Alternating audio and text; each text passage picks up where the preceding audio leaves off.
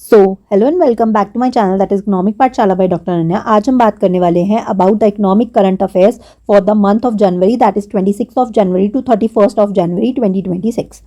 So the very first news is global investment trade monitor report given by UNCTAD. तो पहले तो आपको ये बताना चाहिए अंकटाड क्या है। That is United nation conference on, अगर नहीं है तो लिख लीजिएगा, conference on trade and development. ठीक है, यानी कि एक ऐसी बैठक है, कह सकते हैं एक ऐसा ऑर्गेनाइजेशन है यूएन का जिसका हेडक्वार्टर हमारे कहाँ है, जिनेवा के स्विट्जरलैंड में है। और इनका मेन काम क्या है? इनका मेन काम ये है जो भी डेवलपिंग कंट्रीज़ है उनको और इंटीग्रेट करना, यानी कि ट्रेड, इन्वेस्टमेंट और डेवलपमेंट को बढ़ावा देना। अच्छा, ये स्टैब्लिश कब हुआ था? 1964 में। ये और लिख लेना, इसका स्टैटिक फैक्ट्स है। 1964 में as a permanent inter government body ये बना था अंकटाड। ठीक है, तो नाउ क्वेश्चन इज कि क्या आया है? Global investment trend monitor report. अब क्वेश्चन ये पूछ सकते हैं कि भाई ये रिपोर्ट जो है वो कौन सी ऑर्गेनाइजेशन देता है? आपको 4 ऑप्शन दे देंगे। तो इन्वेस्टमेंट की बात है, ट्रेड की बात है, तो किससे रिलेटेड होगा? अंकटाड, क्योंकि नाम से समझ में आ रहा है conference on trade and development, right. तो इसमें बेसिकली बताया गया था, एफडीआई का डाटा दिया गया था कि एफडीआई का फ्लो जो है इंडिया में वो बढ़कर 73% बढ़कर वो $47 बिलियन हो गए इन 2025। वाइल जो चाइना का एफडीआई है वो डिक्लाइन कर रहा है फ्रॉम द लास्ट कॉन्जिक्यूटिव, मतलब लास्ट 3 सालों से वो लगातार गिर रहा है। ठीक है, वर्ल्ड के एफडीआई की बात करें तो 14% का इंक्रीमेंट हुआ है और 1.6 ट्रिलियन जो है वो हो चुका है हमारा एफडीआई वर्ल्ड का। ठीक है, मोर ओवर एक डाटा सेंटर इन्वेस्टमेंट करके कुछ डाटा दिया था जिसमें कि बोला गया था कि फ्रांस जो है वो टॉप पर है और उसके बाद जो है वो इंडिया उसमें सेकंड नंबर पे, यानी कि हम डाटा सेंटर्स जो बना रहे हैं उनमें इन्वेस्टमेंट करने के मामले में फ्रांस के बाद हम सेकंड नंबर पर आते हैं, ये बोला था। Not so important, only important thing is ये डाटा, दैट इज एफडीआई का जो फ्लो है इंडिया में। पूछ सकते हैं करंटली अंकटाड के अकॉर्डिंग या टोटल कितना एफडीआई है। ठीक है, 2025 में कितना एफडीआई आया है? That is $47 billion. More over ये डाटाज उन बच्चों के लिए भी इंपॉर्टेंट है जो कहीं ना कहीं आईएएस जैसे या सब्जेक्टिव एग्जाम्स कोई भी इकोनॉमिक्स के लिखने वाले हैं, वहाँ पर इस तरीके का डाटा आपको काम आएगा। तो अगर आप रेगुलर पढ़ रहे हैं तो एक नोटबुक बना लीजिए, उसमें इस तरीके के डाटाज जो हैं उनको लिखते रहिए। ठीक है, मैं बताती भी रहूँगी कौन कौन से इंपॉर्टेंट है from your subjective point of view. ठीक है, तो this is the first news जो कि काफ़ी हेक्टिक नहीं थी। जस्ट आपको, अगर आप कोई 1 डे एग्जामिनेशन दे रहे हैं, लाइक ऑब्जेक्टिव एग्जामिनेशन दे रहे हैं, उसके लिए ये अंकटाड, इसके स्टैटिक फैक्ट्स और ये रिपोर्ट कौन देता है वो जानना बस बहुत ज़रूरी है। Okay, moving on to the next news which is the very very very important of this week news, that is India announce its 8th free trade agreement since 2021, यानी 2021 से देखें तो 8वां फ्री ट्रेड एग्रीमेंट किया है किसके साथ? European Union के साथ। ठीक है, तो आपको पता होगा कि रिपब्लिक डे सेलिब्रेशंस के लिए यूरोपियन यूनियन के जो हेड हैं, बेसिकली एक यूरोपियन कमीशन है उसमें और एक यूरोपियन काउंसिल है। जो यूरोपियन कमीशन है उसकी है उर्सुला वॉन, ठीक है, उसकी हेड है, और जो यूरोपियन काउंसिल है उसके हैं एंटिनो कोस्टा। ठीक है, ये 2 लोग आए हुए थे रिपब्लिक डे सेलिब्रेशन के लिए, और ये भी हिस्ट्री में पहली बार हुआ है कि 2 लोगों को बुलाया गया है। जनरली हम सिंगल पर्सन को या सिंगल किसी डेलीगेट को ही बुलाते हैं। ठीक है, सेकेंड थिंग इज तो जब ये आए हुए थे तो आफ्टर डिकेड ऐसा बोल रहे थे कि आफ्टर डिकेड यानी 10 ईयर्स के नेगोशिएशंस के बाद, बातों के बाद इन डील्स को हमने जो है एग्जीक्यूट किया है। प्लस इसको बोला जा रहा है मदर ऑफ ऑल डील्स। क्यों ऐसा बोला जा रहा है? क्योंकि फर्स्ट ऑफ ऑल इससे इंडिया और जो यूरोपियन यूनियन है दोनों ही कंट्रीज को बेनिफिट होगा, first thing. Second thing, India को, आपको पता होगा अगर आप थोड़ा सा फॉलो कर रहे हैं न्यूज़ तो आपको पता है इंडिया और यूएसए का टैरिफ वाला जो वॉर है वो चल रहा था, राइट। यूएसए ने पहले बोला कि वो 25% लगाएंगे, फिर उन्होंने 25% और लगा दिया, टोटल 50% टैरिफ लगा दिया था, प्लस 25% एक्स्ट्रा उन्होंने तब बोला था कि उन्होंने बोला अगर इंडिया तुम रशिया से ट्रेड करते हो तो हम तुम्हारे ऊपर क्या कर देंगे? टैरिफ लगा देंगे 25% का और, राइट, ये बात बोली थी। तो जिसके कारण इंडिया बहुत सारी चीज़ों को एक्सपोर्ट कहाँ नहीं कर पा रहा था, यूएसए में एक्सपोर्ट नहीं कर पा रहा था। तो जैसे कहते हैं ना कि एक रास्ता बंद होता है तो बाकी बहुत सारे रास्ते खुल जाते हैं। तो इंडिया और यूरोपियन यूनियन ने अगर फ्री ट्रेड एग्रीमेंट कर लिया है, इसका मतलब क्या होता है? फ्री ट्रेड एग्रीमेंट का मतलब है कि हम जो है आइदर कंसेशन रेट्स पर या फिर हाँ मतलब कंसेशन रेट्स पर, या फिर विदाउट एनी टैरिफ आपके गुड्स या सर्विसेज को है हम अपने देश में एक्सपोर्ट होने देंगे, एंड द वाइस वर्सा, यानी यूरोपियन यूनियन से अगर कोई चीज़ इंडिया में आएगी तो उस पर टैक्स नहीं लगेगा, और इंडिया से अगर कोई यूरोपियन यूनियन में जाएगी तो उसके ऊपर टैक्स नहीं लगेगा। This is known as free trade agreement, right. और European Union is a group, आपको पता है, जिसमें 27 कंट्रीज है। मैं पहले आपको स्टैटिक फैक्ट दिखा देती हूँ, सो सॉरी। तो यूरोपियन यूनियन एक इंटरनेशनल ऑर्गेनाइजेशन है, जिसमें कि यूरोपियन कंट्रीज का बेसिकली ग्रुप है, जिसमें कि टोटल 28 कंट्रीज थी जब हम उन्होंने बनाया था। फिर जब ब्रेक्सिट हुआ था, यानी ब्रिटेन एग्जिट हुआ था 2019 में, तो तब इन्होंने 27 कंट्रीज एग्जिट थी, और तब से 27 कंट्रीज ही हैं इस ग्रुप में, ठीक है। तब से जो है 27 कंट्रीज है। तो बेसिकली आप ये मान के चलिए कि अब हम जो ट्रेड कर रहे हैं वो सिर्फ एक कंट्री या एक ग्रुप के साथ नहीं, 27 नेशंस के साथ करेंगे, वो भी यूरोपियन कंट्रीज के साथ। ये फॉर्म हुआ था 1993 में, आफ्टर द maastricht ट्रीटी जो हुई थी, उसके बाद यूरोपियन यूनियन को बनाया गया था। जैसे मैंने बताई थी, इसके जो यूरोपियन काउंसिल है, जैसे इसके फर्दर ऑर्गेनाइजेशन है, उसमें यूरोपियन काउंसिल है, वो उसके हेड है एंटोनियो कोस्टा, और यूरोपियन कमीशन की उर्सुला वॉन, ठीक है। और इसका हेडक्वार्टर का है ब्रुसेल्स के बेल्जियम में। तो ये स्टैटिक फैक्ट्स है जो आपको याद रखने हैं। सेकंड थिंग, अब जो मैं बात कर रही थी कि अच्छा, ये मैंने आपको बताया ब्रेक्सिट हुआ था। ब्रेक्सिट की डेट आपको जैसे कि मैंने बताई कि ये कब हुआ था, नॉट इन 2019, ये जनवरी 2020 में हुआ था। ब्रिटेन ने एग्जिट ले लिया था, उसको बोलते हैं ब्रेक्सिट, ठीक है। ब्रिटेन एग्जिट, उसी से ये वर्ड बना है। ब्रिटेन मतलब यूके, ब्रिटेन एग्जिट, राइट। तो उससे बना है ब्रेक्सिट, ठीक है। तो आई होप ये समझ में आ गया होगा। अब हम बात कर रहे थे कि इंडिया का ये 8th फ्री ट्रेड एग्रीमेंट है सिंस 2021। इसमें बोला गया है कि यूरोपियन यूनियन जितने भी टैरिफ्स हैं वो सब हटा देगा ऑन 99.5% चीज़ों पर, इंडिया के एक्सपोर्ट्स पे ये हट जाएगा। ये कंक्लूजन कब हुआ, जब India European free trade agreement चल रहा था, मतलब हुआ at the 16th India EU summit जो हुई, उसके दौरान ये बातें बोली गई थी। इसको बोल रहे हैं मदर ऑफ ऑल डील्स, क्योंकि हम सिर्फ एक कंट्री नहीं बल्कि 27 कंट्रीज के साथ हम क्या करने वाले, ट्रेड करने वाले हैं। अच्छा, इसके साथ यूरोपियन यूनियन हमारा 22nd free trade agreement partner बन गया है, यानी इससे पहले हम ऑलरेडी 21 कंट्रीज के साथ ये पैक्ट साइन कर चुके हैं। ये 22nd नंबर का कंट्री है। इसमें ये सारी बातें छोड़ के ये बात इंपॉर्टेंट है कि ये 22nd हमारा FTA पार्टनर है। नाउ ऐसा कौन कौन से, अभी 2021 के बाद हमने बोला ना 8 ऐसे हैं जिनके साथ हमने फ्री ट्रेड एग्रीमेंट कर दिया है। तो ये 8 वो नाम लिखे हुए हैं, आप इस पिक्चर से भी देख सकते हैं। सबसे स्टार्टिंग में मॉरिशस के साथ किया था, सबसे पहली डील हुई थी अफ्रीका वालों के साथ। देन UAE में सेपा है, ठीक है, 2022 में, और 100 बिलियन क्रॉस हुआ था। देन ऑस्ट्रेलिया का, then EFTA, then we have Oman, New Zealand, EU, ठीक है। अब ये लास्ट हमारा है EU के साथ। तो अब इनके फुल फॉर्म भी पता होना चाहिए। मॉरिशस के साथ हमारा जो एग्रीमेंट हुआ उसका नाम था comprehensive economic cooperation partnership. UAE के साथ हुआ है, इसका फुल फॉर्म क्या है, comprehensive economic partnership agreement, comprehensive economic partnership agreement,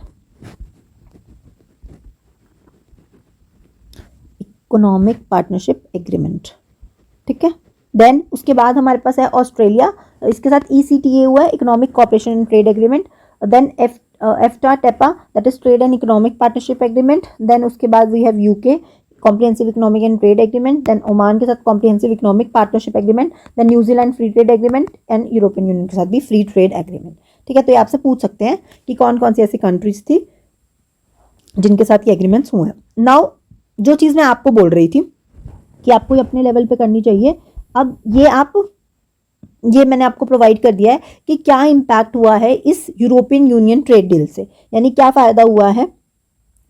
तो सबसे पहले देखिए, इससे हमारे इंडिया के एक्सपोर्ट को बूस्ट मिलेगा, क्योंकि अभी हमने बताया कि टैरिफ जो है 99.5% गुड्स पर जो है वो ख़त्म कर देंगे, ठीक है।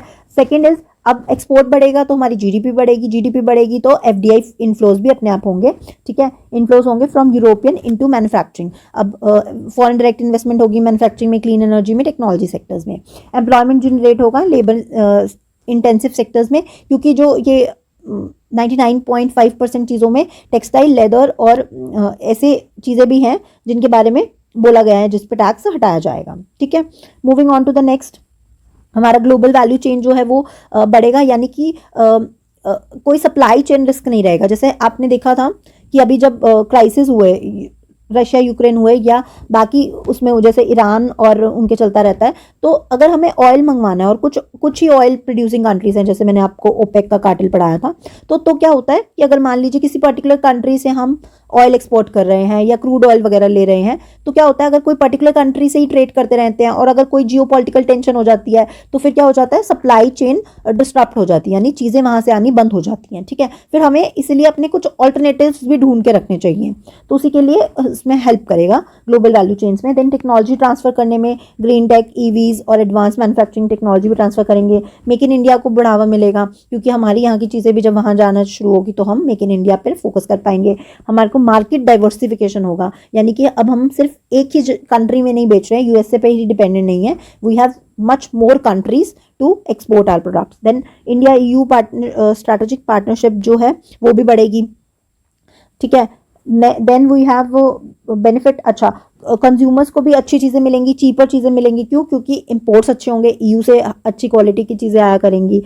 लास्ट है बस poses challenge due to stringent EU standards on environment, labour and data. बस ये ओनली चैलेंज जो है जो हम फेस कर सकते हैं due to this thing is कि अगर हम उनको कोई सामान बनाकर दे रहे हैं but they are very particular कि अगर हमारी कंट्री में कोई सामान आ रहा है तो उसको बनाने में आपने कोई एनवायरनमेंट को हार्म नहीं किया है, अपनी लेबर को कुछ इफेक्ट नहीं किया है, तो इन सब चीज़ों का वो ध्यान देते हैं। बस ओनली ये प्रॉब्लम हो सकती है, अदरवाइज हमारे इन शॉर्ट हमारे एक्सपोर्ट्स बढ़ेंगे, हमारा एफडीआई बढ़ेगा, हमारा जीडीपी बढ़ेगा, हमारे को सप्लाई चेन एक्सपैंड होगी, हमारे जो मेक इन इंडिया उसको हम बढ़ावा दे पाएंगे, हम मार्केट को डाइवर्सिफाई कर पाएंगे।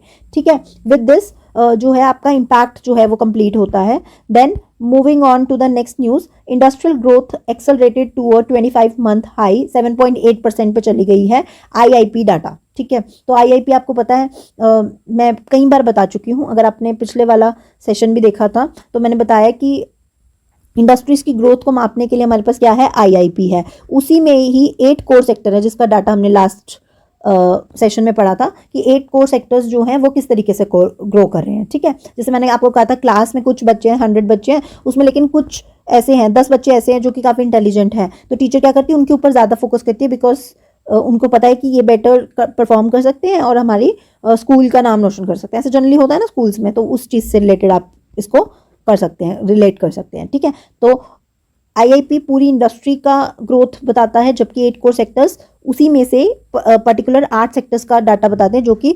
40.27% जो है वो कंट्रीब्यूट करता है। ठीक है, बात समझ में आ गई? आई होप आ गई होगी। नाउ आईआईपी, सीपीआई और जीडीपी का जो डाटा है वो कौन रिलीज करता है, कई बार बता चुकी हूँ, एनएसओ मॉस्पी करता है, यानी national statistical office, ministry of statistical and programme implementation. जबकि डब्ल्यूपीआई और कोर सेक्टर का डाटा है DPIIT, office of economic adviser release करता है। इसमें इतना ही इंपॉर्टेंट था, बस इतना कर लो, बहुत है। नेक्स्ट, अच्छा एक न्यूज़ थी related to some agreement, World Bank का किसी चीज़ के साथ, एमएसएमई को रिलेटेड था आई थिंक, तो वो इंपॉर्टेंट नहीं है। वर्ल्ड बैंक के स्टैटिक फैक्ट्स इंपॉर्टेंट है। 4 जुलाई 1944 को बना था, हेडक्वार्टर वाशिंगटन डीसी यूएसए में। इसके प्रेसिडेंट अजय बांगा है, जो कि हमेशा ही एक अमेरिकन पर्सन होंगे, ऑल्दो ये एक इंडो अमेरिकन है, बट मोस्टली जो भी इसके हेड होते हैं वो हमेशा अमेरिकन होते हैं। ठीक है, यूएसए से जो बिलोंग करते हैं वो होते हैं। देन मेंबर्स जो हैं वो 189 नेशंस जो हैं वो उसके मेंबर है। अब आपका होमवर्क यहाँ पे ये कि who is the last member, 189th member world Bank का कौन है, ये आपको मुझे ढूंढ कर बताना है। अब जैसे मैंने आपको आईएमएफ के फैक्ट्स कराए थे, तब मैंने आपको बताया था कि उसमें 191 है, कौन था वो वाला मेंबर, वो भी आप मुझे बताएंगे, क्योंकि ये मैं ऑलरेडी आपको पढ़ा चुकी हूँ। ठीक है, तो क्या नौरू है, ये आप मुझे देख के बताएंगे कि यस मैम ये है या नहीं है, और ये मैं ऑलरेडी पढ़ा चुकी हूँ, ये आप मुझे बताएंगे कि आईएमएफ का लास्ट मेंबर कौन है। ठीक है, moving on to the last news, that is NITI Aayog launches संपूर्णता अभियान 2.0। ठीक है, संपूर्णता अभियान क्या है, एक बेसिकली कैंपेन है जिसमें 2 मेजर चीज़ों को फोकस किया जा रहा है, दैट इज एस्पिरेशनल डिस्ट्रिक्ट जो स्कीम है और एक एस्पिरेशनल ब्लॉक स्कीम है। इनको बढ़ावा देने की बात की जा रही है। तो बढ़ावा देने से क्या मतलब है कि ये जो दोनों स्कीम्स थी, इसमें जितने चीज़ों को बोला गया था उसको अचीव करने की बेसिकली बात की गई है। इसको इनॉग्रेट किया CEO of NITI Aayog, that is BVR Subramaniam. छः की फैक्टर्स पर फोकस किया गया। अब ये इंपॉर्टेंट नहीं है, इंपॉर्टेंट है कि एस्पिरेशनल डिस्ट्रिक्ट प्रोग्राम स्कीम क्या है, जो कि 2 जनवरी 2018 में आई थी बाय पीएम मोदी। ये स्कीम जब लॉन्च हुई थी और आपका दिसंबर में आई गेस एग्जाम हुआ था, if I am not wrong, दिसंबर 2019 वाला या 18 वाला, कुछ ऐसा ही था, हाँ दिसंबर 2019 वाला था if I am not wrong. तो उसमें ये क्वेश्चन पूछा गया था एस्पिरेशनल डिस्ट्रिक्ट प्रोग्राम की कितने डिस्ट्रिक्ट्स हैं, तो इसमें 112 डिस्ट्रिक्ट्स के बारे में बात की गई है। इसमें 5 थीम्स पर फोकस किया गया, health and nutrition, education, agriculture, financial inclusion and infrastructure, और ओवरऑल 49 इंडिकेटर्स हैं। जबकि एस्पिरेशनल ब्लॉक प्रोग्राम है ये बाद में आया है, ठीक है। पहले था कि डिस्ट्रिक्ट्स, अच्छा एस्पिरेशनल डिस्ट्रिक्ट्स का मतलब समझ रहे हो कि ऐसे डिस्ट्रिक्ट्स जो कि अच्छा कर सकते हैं, हमें उन्हें बढ़ावा देकर बेटर करवाना है, ठीक है। तो that is aspirational districts. Aspirational blocks क्या हैं, जो कहीं ना कहीं पिछड़े हुए हैं, जो बेटर कर सकते हैं। जैसे कि क्लास में क्या होता है, टीचर क्या करती है, जो मीडियोकर बच्चा होता है उसको थोड़ा पुश देती है कि आप बेटर कर सकते हो, बिल्कुल उसी तरीके से ऐसे ब्लॉक्स, ऐसे डिस्ट्रिक्ट जो बेटर कर सकते हैं, उनको इस कैटेगरी में डाला गया था। ये 2023 में लॉन्च हुई थी बाय पीएम मोदी। इसका काम है saturation of essential government services, ताकि जो गवर्नमेंट सर्विसेज हैं वो सारी जो है लोगों तक पहुंच सके, that is the aim. Focus areas में health and nutrition, education, agriculture and allied services and basic infrastructure, social development. यहाँ पे देखो हेल्थ न्यूट्रिशन सेम है, एजुकेशन सेम है, agriculture, financial inclusion and infrastructure, यहाँ पर एग्रीकल्चर, बेसिक इंफ्रास्ट्रक्चर और social development. इसमें 40 इंडिकेटर्स है, इसमें 49 इंडिकेटर्स है, तो ये दोनों याद रखना। इसमें 513 ब्लॉक्स को कवर करेंगे। तो ये थी हमारी मेन इंपॉर्टेंट न्यूज़। अच्छा, अब नीति आयोग के एक बार स्टैटिक फैक्ट्स और बता देती हूँ। 1 जनवरी 2015 को एस्टेब्लिश हुआ था। किसको रिप्लेस किया था, नीति आयोग ने। अच्छा, नीति का फुल फॉर्म क्या है, क्या इसका full form national institute of transforming India है, ठीक है। आप मुझे बताएंगे कि क्या मैं सही बता रही हूँ कि नहीं, हो सकता है मैं गलत बोल रही हूँ, तो आपका काम है इसका फुल फॉर्म नीचे शेयर करना। सेकेंड थिंग इज किसको रिप्लेस करके ये बना था, प्लानिंग कमीशन को रिप्लेस करके हमारे पास क्या आया था, नीति आयोग आया था। देन नेक्स्ट थिंग इज ये इसका हेडक्वार्टर कहाँ है, न्यू दिल्ली में है, ठीक है, हम सबको पता है इसका हेडक्वार्टर न्यू दिल्ली में। देन चेयरपर्सन जो भी पीएम होते हैं वो इसके चेयरपर्सन होते हैं, जैसे कि इस टाइम नरेंद्र मोदी हैं। सीईओ है बीवीआर सुब्रमण्यम और चेयरपर्सन है सुमन बेरी। तो क्या था ओवरऑल, मैंने बता दिया नीति आयोग के बारे में, that is national institute for transforming India, ठीक है। तो विद दिस हमारी सारी इंपॉर्टेंट न्यूज़ कवर होती हैं यहीं पर ही। अगर आपको कोई डाउट है या आपको कोई चीज़ नहीं समझ में आ रही है तो आप नीचे कमेंट बॉक्स में लिख सकते हैं। Till then, thank you and bye bye.